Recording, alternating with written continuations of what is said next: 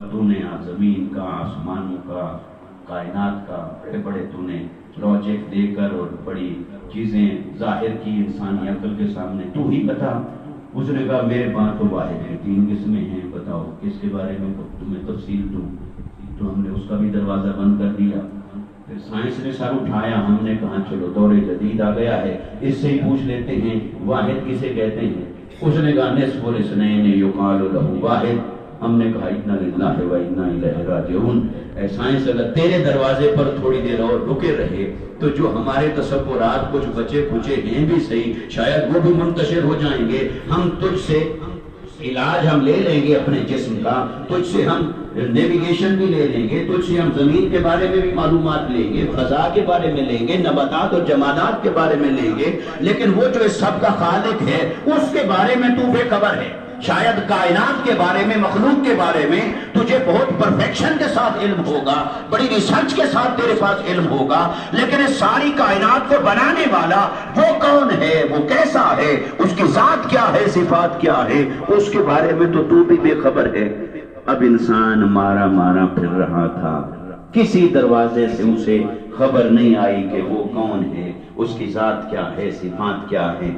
तो अल्लाह ने फरमाया हबीब, ये अगर इसी रास्ते पर चलता रहा इंसान, मेरे ही घर में 360 को खुदा बना के बैठा होगा, मेरी जुस्तजू के अंदर उन्हीं के सामने सजदा रेज होकर बैठा होगा। इस इंसान को अपने अक्ल से नहीं समझ पता चलेगा कि मैं कौन हूँ, इल्म भी नहीं बताएगा कि मैं कौन हूँ, हवास भी नहीं बता पाएंगे कि मैं कौन हूँ, इसको इसका मुशाहदा भी नहीं बता पाएगा कि मैं कौन हूँ। ये इसी तरह टकरे मारता रहेगा पर मेरी खबर कहीं से हासिल नहीं कर सकेगा। तो हुवल्लाहु अहद, वो कैसा है, वो ऐसा है, ये सारी तफसील इंसान को कहीं से खबर नहीं मिलेगी। कुल आप इसे बता दीजिए कि मैं कैसा हूं। कुल से अल्लाह ने फिर सूरह मुबारका को शुरू फरमाया। अब हुवल्लाहु अहद, वो अल्लाह एक है, वो बेनियाज, वो औलाद से पाक, वो माँ बाप से पाक, वो ऐसा है, वो ऐसा है, कोई उस जैसा नहीं। वो सारी जो अल्लाह की जात और सिफात है वो इंसान न अक्ल से जान पाया, न इल्म कदीम से जान पाया, न इल्म जदीद से जान पाया। वो कहां से जान पाया? वो लफ्ज़ कुल का दरवाजा खुला तो इंसान जान पाया कि रब कौन है।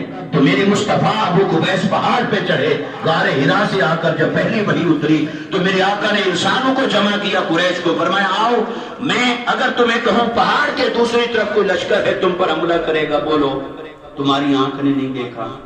उन्होंने कहा हाँ हमारी आंख ने नहीं देखा, मगर आप पर हमारा इतना ट्रस्ट है कि जो आप कहते हैं वो सच होता है, जो आप बताते हैं वो हक होता है। आपने कभी माज़अल्लाह सच के सिवा कुछ कहा ही नहीं, आप पे हमें इतना एतमाद है। तो मेरे मुस्तफा ने फरमाया फिर सुनो, फिर एक और हकीकत है जिसे न तुम्हारी आंख देख रही है, न कभी देख पाएगी, न अपने हवास से जान पाओगे, न इल्म से जान पाओगे। वो एक ऐसी हकीकत है कायनात की बहुत बड़ी जिसे इंसान कभी भी अपने सोर्सेज से नहीं जान पाएगा। और मैं तुम्हें उसके बारे में बताता हूं, वो खुदा है, वो वहदहू ला शरीक है, वो ऐसा हसीन है कि उस जैसा कोई है ही नहीं।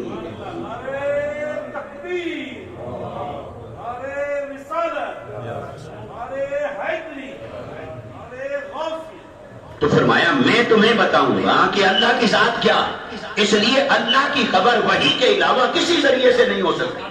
आका अलैहिस्सलाम पर भी वो वही उतरी और उस वही ने आकर खबर दी कि वो रब कैसा है।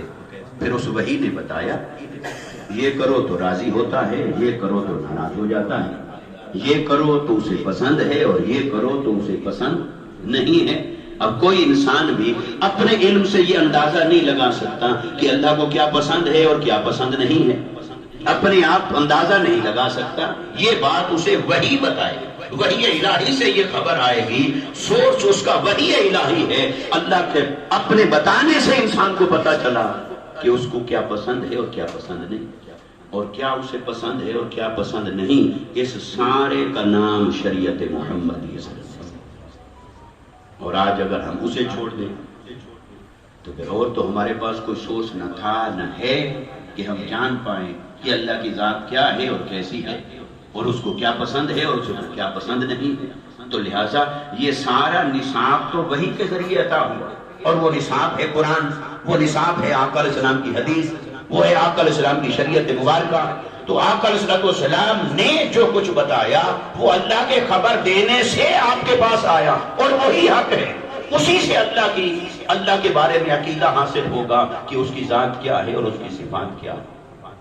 اور اب کوئی آدمی ہو اگر وہ کہے کہ لفظ کل، یہ تو ہو گئی نا رسول کی ضرورت، یعنی انسان کو اللہ تک پہنچنے کے لیے رسالت کی کتنی ضرورت ہے، رسالت کے ساتھ اس کو رابطہ واسطہ رکھنے کی کتنی ضرورت ہے، یہ لفظ کل سے پتہ چلتا ہے کہ ورنہ انسان اپنے طور طریقوں سے اللہ تک، اللہ کی ذات تک، اس کی رضا تک کبھی بھی رسائی حاصل نہیں کر سکتا۔ تو آقا علیہ السلام پر جو وحی اتری، وہ وحی کی ہی آگے دو قسمیں، قرآن ہے وحی جلی، اور حدیث جو آقا علیہ السلام نے فرمایا جو کچھ، وہ ہے وحی خفی۔ وہ ایسی وحی ہے، یا اس کو یوں سمجھیے کہ اللہ نے کچھ ایسی چیز نازل فرمائی کہ اس میں جو کانسیپٹ تھا، جو تھیم تھا، جو بات تھی، اللہ نے اس کے لیے لفظوں کی بھی پابندی لگا دی کہ اے نبی مکرم صلی اللہ علیہ وسلم یہ میری بات ان لفظوں میں آگے پہنچا دیں، یہ قرآن کہلائے۔ اور جو اللہ نے اپنی طرف سے اپنے نبی صلی اللہ علیہ وسلم کو علم عطا فرمایا اور فرمایا اسے پہنچائیں اور آپ اپنے لفظوں میں پہنچا دیں جیسے بیان فرمانا چاہیں، تھیم یہی ہے، کانسیپٹ یہی ہے، اسے اپنے لفظوں میں بیان کر دیں، تو وہ اللہ کی طرف سے نازل کردہ اس علم کو جس حصے کو حضور نے اپنے لفظوں میں بتایا اسے حدیث کہتے ہیں۔ اب کیسے کوئی فرق کر سکتا ہے کہ میں قرآن کو مانتا ہوں حدیث کو نہیں مانتا؟ تو یہ کوئی بات کہے تو قرآن اور حدیث دونوں چیزوں کا ذکر ہی بعد میں آتا ہے، پہلے تو آتا ہے کہ تمہیں رسول کی ذات پر ٹرسٹ ہے کہ نہیں، رسول کی ذات پر اعتماد اور ایمان ہے کہ نہیں۔ صحابہ کو قرآن کا قرآن ہونا کہاں سے پتا چلا؟ آقا علیہ السلام نے بتایا کہ یہ قرآن ہے تو انہوں نے لکھا کاتب وحی نے کہ یہ قرآن ہے۔ آقا علیہ السلام کے زبان مبارک سے ہی قرآن کا قرآن ہونا پتا چلا، حدیث کا حدیث ہونا پتا چلا۔ کاتبین وحی کے پاس الگ سے تو اپنے لیے کوئی پیمانہ نہیں تھا، کوئی ایسی لیب تھی کہ وہاں جا کر ٹیسٹ کر لے کہ یہ قرآن ہے کہ یہ حدیث ہے، اس کو ویریفائی کرے، اس کو ٹیسٹیفائی کرے، نہیں کر سکتے۔ نبی نے بتایا یہ قرآن ہے، یہ لکھو، اللہ کا کلام ہے اور یہ حدیث ہے، تو لہٰذا سب سے پہلا ایمان کا رشتہ تو نبی کی ذات سے جڑتا۔ تو آقا علیہ السلام کی ذات پر جس کا غیر مشروط ایمان ہوتا ہے اسی کو پھر اللہ پر ایمان لانے کی توفیق نصیب ہوتی ہے۔ اللہ پر ایمان لانا، رسول پر ایمان لانا، اور اس کو میں یوں کہتا ہوں، ان دونوں باتوں کو، اللہ پر ایمان اور رسول پر ایمان، جب آپ ہیرارکی بنائیں گے ترتیب اور عظمت کے اعتبار سے تو اللہ پر ایمان لانے کا درجہ پہلے نمبر 1 پہ بیان کریں گے، اللہ پر ایمان لانا، نمبر 2 پہ آئے گا رسول پر ایمان لانا۔ لیکن جب آپ پروسیجرل وے میں اس کو دیکھیں گے، کوئی شخص ماننے لگا تو وہ پہلے کس کو مانے گا اور پھر کس کو مانے گا، اس کے اعتبار سے آپ دیکھیں گے تو اس ترتیب کے اندر پہلے رسول پر ایمان بنتا ہے پھر اللہ پر ایمان بنتا ہے۔ اس کو مثلا ہم نماز پڑھتے، نماز شروع کہاں سے ہوئی؟ بولیے اللہ اکبر۔ تو یہ جو اللہ اکبر تحریمہ ہے، نماز شروع یہاں سے، سٹارٹ یہاں سے ہو رہی ہے۔ کیا نماز کا یہ جو سب سے پہلا رکن ہے، کیا سب سے بڑا رکن بھی یہی ہے نماز کا؟ نماز کا جو سب سے بڑا رکن ہے وہ تو سجدہ ہے۔ نماز کا جو سب سے بڑا رکن ہے وہ سجدہ ہے، نہ تحریمہ ہے، نہ قیام ہے، نہ رکوع ہے، سجدہ ہے۔ سجدہ ہے جو نماز کا سب سے افضل درجے کے اعتبار سے، فضیلت کے اعتبار سے سب سے افضل رکن ہے۔ جو ہم جہاں نماز پڑھتے ہیں اس کا نام ہے مسجد۔ مسجد کو مسجد کیوں کہ سجدہ کرنے کی جگہ، تو کیا وہ صرف سجدہ کرنے کی جگہ ہے؟ رکوع کہاں کرتے ہیں؟ وہ بھی تو وہی ہے۔ قیام کہاں کرتے ہیں؟ وہ بھی تو وہی ہے۔ تسبیح کہاں پڑھتے ہیں؟ وہ بھی وہی۔ قرآن کہاں پڑھتے ہیں؟ وہ بھی وہی۔ تو کیا پھر اس سے بہتر نہیں تھا؟ عقل سے سوچیں تھا کہ اس سے بہتر نہیں تھا؟ پھر اس کا نام ہونا چاہیے تھا محبت، عبادت کرنے کی جگہ، تاکہ جو بھی عبادت کی صورت ہے وہ ساری اس کے اندر آ جائے۔ پھر اس کا نام محبت ہونا چاہیے تھا۔ اس میں بہت جنرل میننگ آ جاتا ہے، ہر شے عبادت ہے اور محبت لیکن اس کو مسجد کہا. مسجد اس کو کیوں کہا؟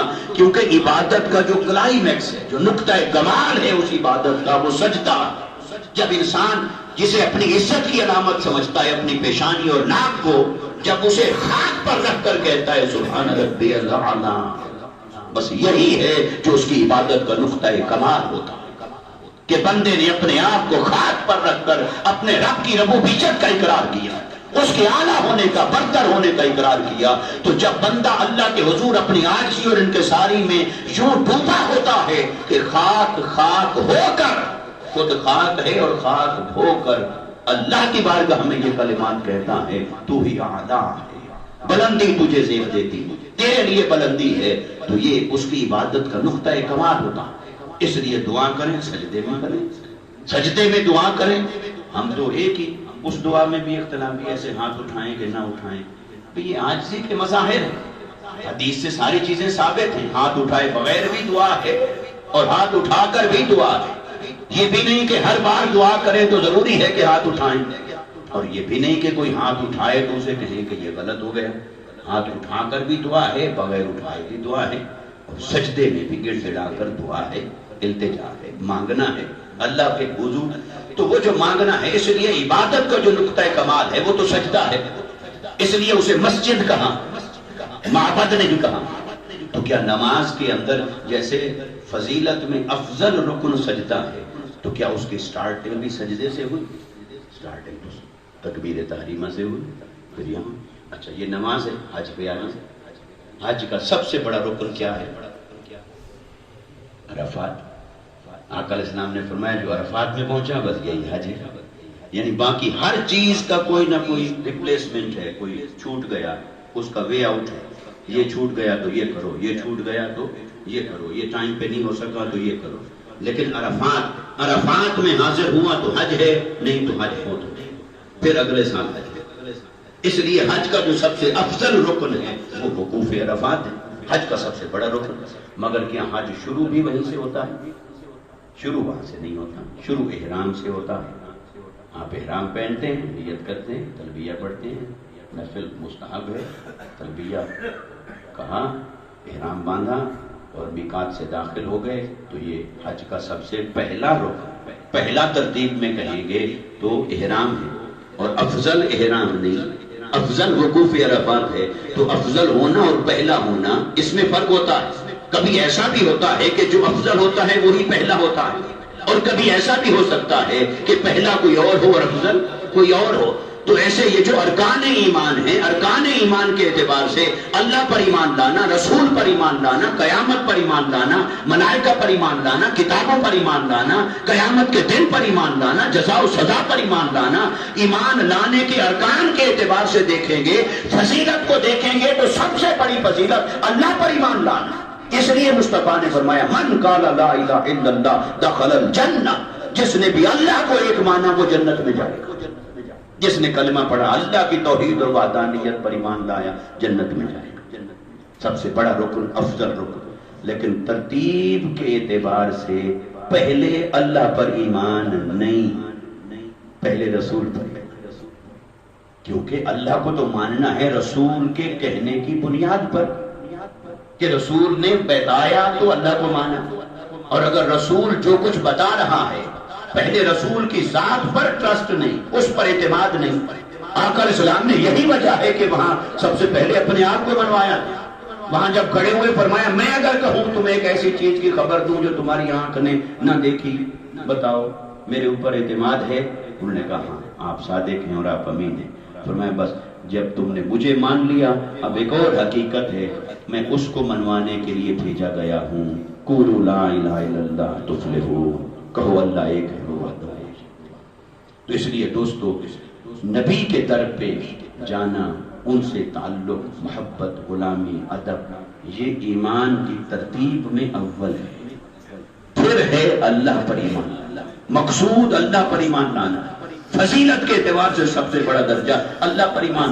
رسول کی ساری زندگی کی جد و جہد کیا ہے؟ اللہ کو منوایا. اولیاء کرام کی ساری زندگی کی جد و جہد کیا ہے؟ اللہ کو منوایا. اور اللہ تعالیٰ نے اپنے حبیب صلی اللہ علیہ وسلم کے بارے میں اتنا تک فرما دیا، فرمایا وَمِنَ النَّاسِ مَن يَقُولُ آمَنَّا بِاللَّهِ وَبِالْيَوْمِ الْآخِرِ وَمَا هُم بِمُؤْمِنِينَ۔ لوگوں میں سے کچھ وہ ہیں جو کہتے ہیں اللہ پر ایمان لائے، قیامت پر ایمان لائے، مگر وہ مومن نہیں۔ کیوں نہیں؟ کہ رسول کو ایمان، جہاں سے پہلا قدم چلنا تھا وہاں سے نہیں چلے۔ تو آپ کہیں کہ بس جس اسٹیشن سے چلتی ہے وہاں تو میں نے جانا نہیں، اور رستے میں وہ 120 کی رفتار سے جا رہی ہوگی اور میں چھلانگ لگا کے تو بیٹھ جاؤں گا اور اس کے اندر داخل ہو جاؤں گا، تو یہ کیسے ہو سکتا ہے سوائے ٹکر لگانے کے؟ تو اس لیے ترتیب وہاں سے شروع ہوتی ہے۔ تو ایمان کی گاڑی جس اسٹیشن سے چلتی ہے اس اسٹیشن کا نام مدینہ ہے، اس کا نام در مصطفیٰ، اس کا نام نسبت دہلیز محمدی صلی اللہ علیہ وسلم۔ وہاں سے ایمان کی گاڑی چلتی ہے۔ پھر میرے آقا نے گاڑی میں بٹھا دیا، حضرت ابوبکر صدیق کو بٹھا دیا، وہ چل پڑے، عمر کو بٹھایا، وہ چل پڑے، عثمان و علی چل پڑے، بلال و طلحہ چل پڑے۔ پھر کوئی کہاں پہنچا، کوئی کہاں پہنچا، کوئی کہاں پہنچا۔ ایک صحابی حضور کی بارگاہ میں آئے، میرے آقا نے پوچھا بتاؤ صبح کیسے کی؟ عرض کی یا رسول اللہ صلی اللہ علیہ وسلم آج تو میں نے صبح ایسے کی جیسے میں خود اپنی آنکھوں سے عرش الہی کا جلوہ دیکھ رہا ہوں۔ میرے آقا نے فرمایا ذرا ہوش کر کے بتاؤ کیا کہہ رہے ہو؟ انہوں نے کہا میں نے ایمان کی حقیقت کو پا لیا۔ تو میرے آقا نے فرمایا سوچ سمجھ کر لفظ بولو، ایمان کی حقیقت ایسی ویسی شے نہیں، کیا کہہ رہے ہو؟ عرض کی یا رسول اللہ پورے دل کی گہرائی سے بتا رہا ہوں، پورے دل کی گہرائی سے بتا رہا ہوں کہ میں چلتا یہاں پر ہوں مگر نظارے عرش کے کرتا ہوں۔ تو گویا کہ وہ اسٹیشن جہاں سے ایمان کی گاڑی کا سفر شروع ہوتا ہے وہ ہے دہلیز مصطفیٰ صلی اللہ علیہ وسلم، اور آگے سفر جو طے کرنا ہے وہ سفر، اس کی ڈیسٹینیشن، منزل اور مقصود وہ وحدانیت۔ اس لیے اولیاء اور صلحاء کی ساری زندگی آپ دیکھ لیں، وہ اللہ کی جستجو میں، جنگلوں میں، غاروں میں مارے پھر رہے ہیں، سب کو چھوڑ دیا، کسی شے سے پرواہ نہیں رکھی، بس اسی سے پرواہ رکھی، اسی سے تعلق رکھا، اسی کی محبت میں فنا ہوئے، اسی کی اطاعت میں، اسی کی فرما برداری میں چلتے رہے۔ یہ ہے جس کے لیے اللہ نے انسان کو دنیا میں بھیجا۔ اور ہم آ کر کن چیزوں میں پڑ گئے؟ اس کے لیے میں آپ کو کیوں کہوں، میں اپنے آپ کو کہوں، اور ہم میں سے ہر کوئی اپنے آپ کو کہے اور اپنے آپ کو ٹٹولے اور اپنے آپ کو ڈھونڈے اور اپنے آپ سے پوچھے اور اپنے آپ کو یہ سوال کرے کہ کیا تیرے دنیا میں آنے کا جو مقصد تھا، چلو پورا نہ صحیح، پورے کے قابل ہم نہ بن سکے، چلو کوئی جھلک، کوئی رمق، کوئی چیز ہماری زندگی میں آئی؟ کیا کبھی کوئی لمحہ ہماری زندگی میں آیا کہ اللہ کے خوف سے ہماری آنکھیں برس پڑی ہوں؟ کیا کبھی کوئی لمحہ ہماری زندگی میں ایسا بھی آیا کہ اللہ کی محبت میں ہمارا دل تڑپ اٹھا ہو؟ کیا کوئی ایسا لمحہ بھی ہماری زندگی میں آیا کہ کوئی گناہ اور نافرمانی سے ہم اللہ کے خوف کی وجہ سے ہم نے اسے چھوڑ دیا ہو کہ نہیں میرے رب کو یہ پسند نہیں؟ تو اپنے آپ کو، ایمان کو، اس حقیقت کو جاننے اور پہچاننے کی ضرورت ہے دوستو۔ اللہ تبارک و تعالی ہمارے حال پر لطف و کرم فرمائے، ہمیں آقا علیہ السلام کی سچی محبت اور غلامی نصیب فرمائے، اور اللہ تعالیٰ ہمیں اپنی معرفت اور اپنی اطاعت اور فرما برداری کی زندگی نصیب فرمائے، اور اسی میں ہمیں جستجو میں رہنے کی توفیق دے۔ وَمَا عَلَيْنَا إِلَّا الْبَلَاغُ۔ اب جو ہمارے بلال بھائی کی طرف سے کچھ تحفے دیے جائیں گے، سب سے پہلے میں گزارش کرتا ہوں مسجد غازہ کے مفتی محمد عتیق صاحب سے کہ وہ آئیں اور حضرت صاحب کے ہاتھوں سے اپنا تحفہ قبول فرمائیں۔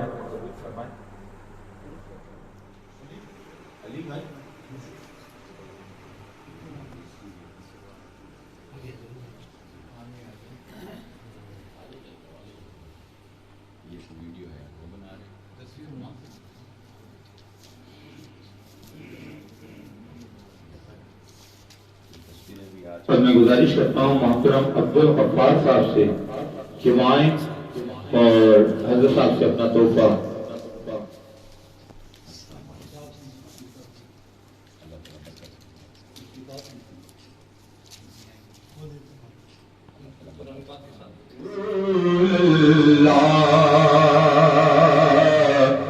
وسلم علیک یا حبیب اللہ، مشکل کشا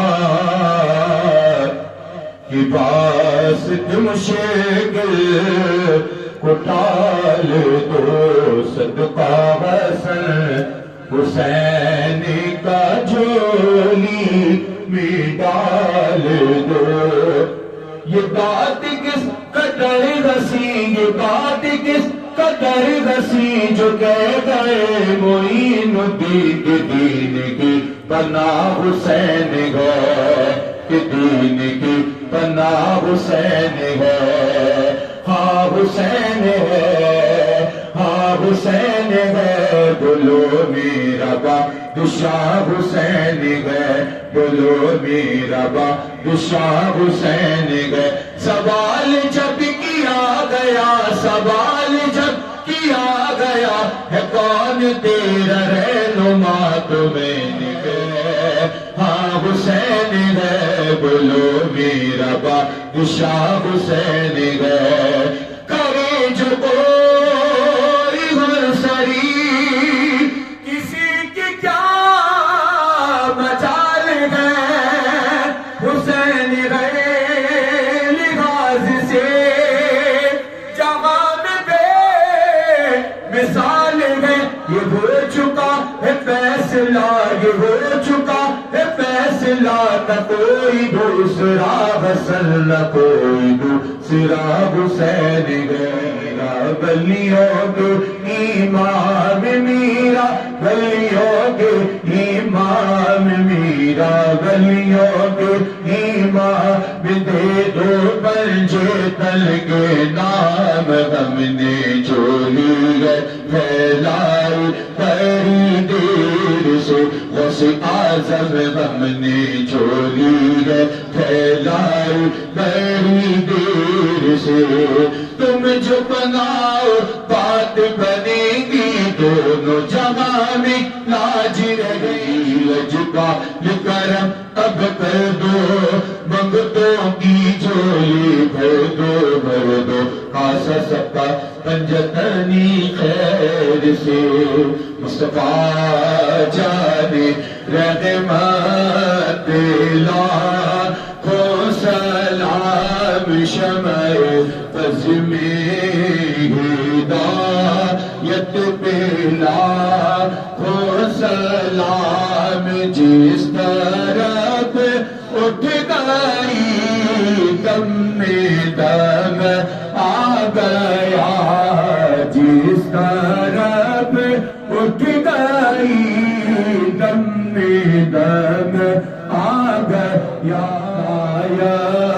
بلا ہو سلام مصطفیٰ جانے رحمت، بلا ہو سلام سیدہ طیبہ طاہرہ عابدہ، سیدہ طیبہ طاہرہ عابدہ، یعنی خاتون جنت پہ لاکھوں سلام، مجھ سے کہے ہاں رضا، مجھ سے خدمت کے قدس کہے ہاں رضا، مصطفیٰ جانے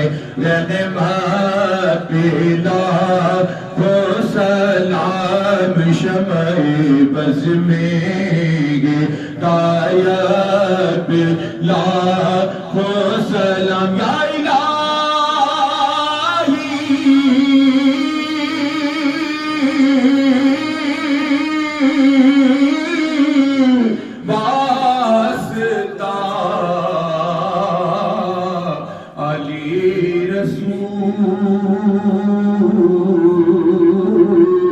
اور یہ سلام آج زانا ہو قبول۔ اے رب کریم، ہماری اس محفل کو اپنی بارگاہ میں قبول فرما۔ تیرا ذکر ہوا، تیرے حبیب صلی اللہ علیہ وسلم کا ذکر ہوا، اپنے کرم کرم سے رب کریم اس کی برکتوں سے ہمارے دلوں کو روشن فرما، ہمارے ظاہر و باطن کو اپنی معرفت کے نور سے منور فرما، ہمیں نیکی اور تقوی کی تو پاکستان کے حق میں جو بہتر ہیں ان کو مضبوط فرما، اور جو اس پاکستان کے حق میں بہتر نہیں ان کو کمزور فرما۔ اے رب کریم یہاں عادل کا نظام عطا فرما اور قرآن کا نظام عطا فرما، حق کا غلبہ فرما، اور اپنے حبیب صلی اللہ علیہ وسلم کے صدقے سے ہمیں اور ہماری آنے والی نسلوں کو دین اور ایمان پر قائم رہنے کی توفیق عطا فرما، نفس کے شیطان کے شر سے محفوظ فرما، حاسدین کی حسد سے محفوظ فرما، ہماری بچوں کو نیک اور صالح بنا، ہمارے گھروں میں و عیال میں خیر و برکت فرما، رزق میں اور کاروبار میں برکت فرما، اپنی نعمتوں سے مالا مال فرما، ببرکات ان اللہ وملائکتہ یصلون علی النبی یا ایھا الذین آمنوا صلوا علیہ وسلموا تسلیما اللهم صل علی سیدنا و مولانا محمد وعلی آلہ وصحبہ اجمعین برحمتک یا ارحم